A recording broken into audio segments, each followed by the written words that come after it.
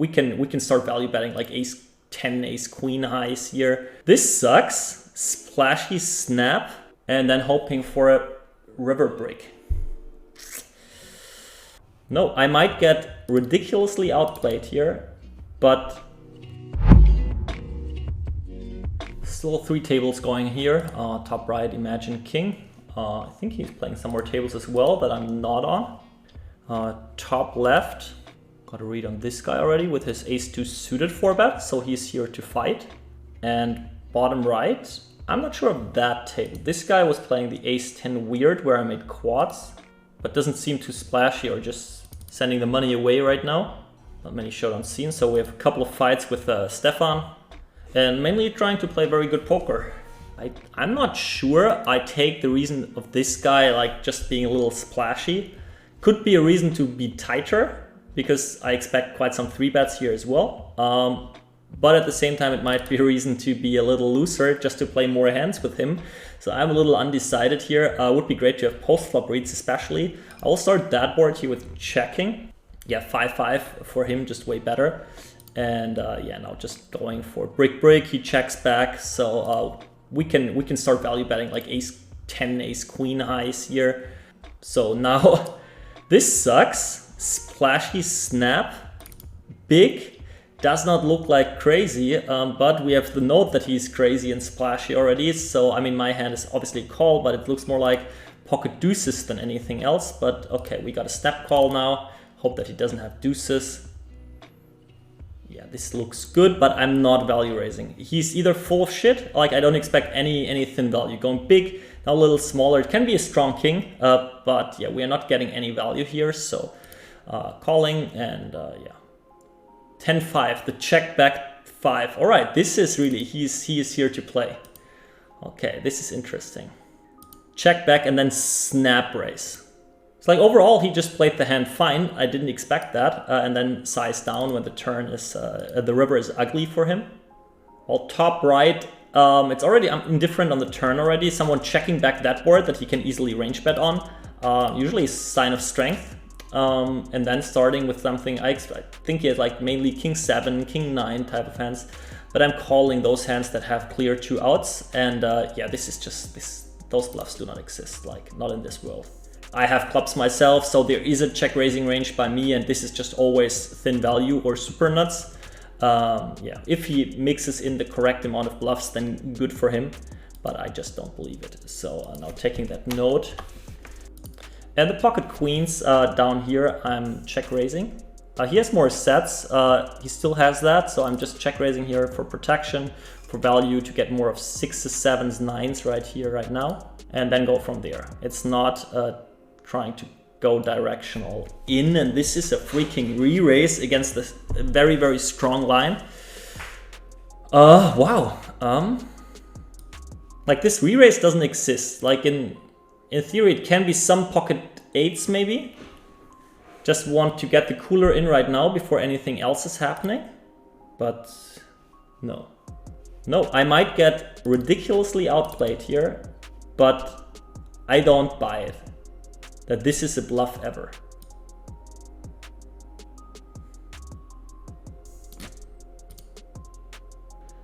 Three of clubs, 8 of clubs. I really don't know. Like this is obviously a snap call in any simulation you might look at, but this line just does not exist, right?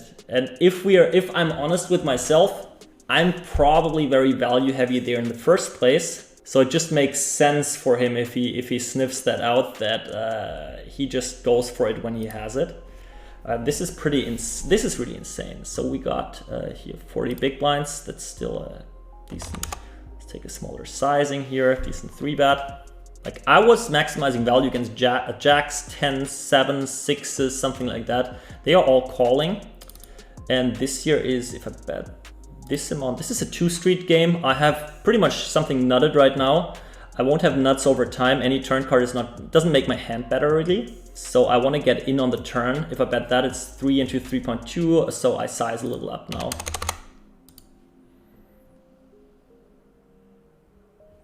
Okay.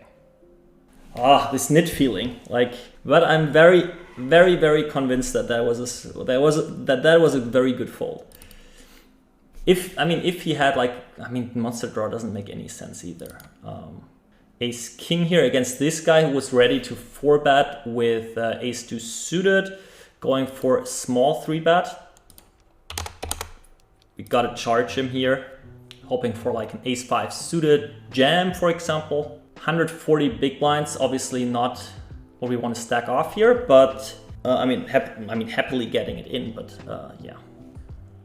Actually going with a bigger size, attacking jacks, 10s, 9s right away.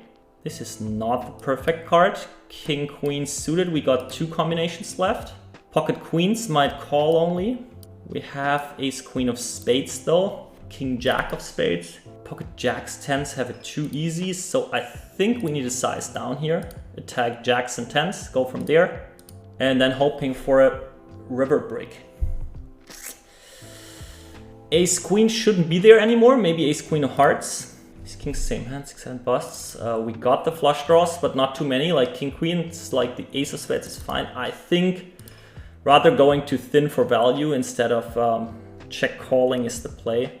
And jack 10 of spades, 9 10 of spades. Yeah, good luck us. Hoping for some kind of weaker 2-pair. Yep. Happy with the decision. And very happy. Oh, that was too short. Aces. Wow. The splashy guy. Trapping with the trips, trapping with the aces. Rivering that, didn't need that ace. Gave me the last chance to get away maybe. But, wow, okay. Let's see whether this game stays. Calling this here. Oh, I was like, for a second I was so happy because I looked at 6s and then I looked at the flop top left. But yeah, 10-9 off. Not equally good, but let's see. And now king jack gets there, jack 8 gets there, but we have a clear 2-street value hand. Doesn't make sense to overbet. Will might check back some king jacks, some jack 8s. Still plenty of draws that he can react to, that to bigger sizings. Those cards suck. So yeah, just 75-75 is the plan. Maybe overbet some rivers. So in a way, just happy that I didn't have like queens or so on that board. Really getting rivered from those aces after sucking out, obviously, in the first place. But yeah, still, it's like those things when it's really not necessarily about what would be the correct play, right? If I play versus Steffen, I try to play solid. I see that he is to lose pre-flop. Maybe I can adjust there a little. Definitely need to fight back enough. But they're like seeing that one trap, seeing like 4-betting a hand that is just too loose, how to adjust there correctly, then getting called, like just not enough info, where just, yeah, my experience tells me that it's usually good. Like you get more ridiculous calls than you face ridiculous bluffs, right? So in such a spot where I'm unsure, I definitely go for the too thin of value instead of like block bet folding or check calling or whatever, when I'm just not unsure whether I'm doing whether I'm making good decisions. And there it's just like, yes, it might be a guy who just calls off any 2-pair here, and then so be it. Here we get to the, like, gotta switch that. We get the problem that I'm just not sure of short stack. This looks like a 3-bet to me. We want to adjust sizes here. Oh, sweet. And Victor taking the goods. What happened there? Top right table. Let's see, we got a open raise, a 3-bet from the big blind, jack high board. Obviously Victor with the set. Big bet, big bet, big bet. Wow.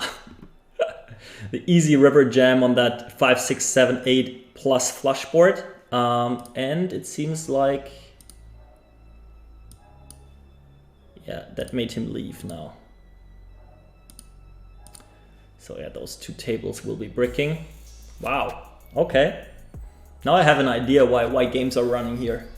I've seen those, so far I didn't get really in those games, but I've seen them running. I think like in the morning when I get up at 9 or so. It's usually when there are 3 tables running already. and then obviously no one leaving.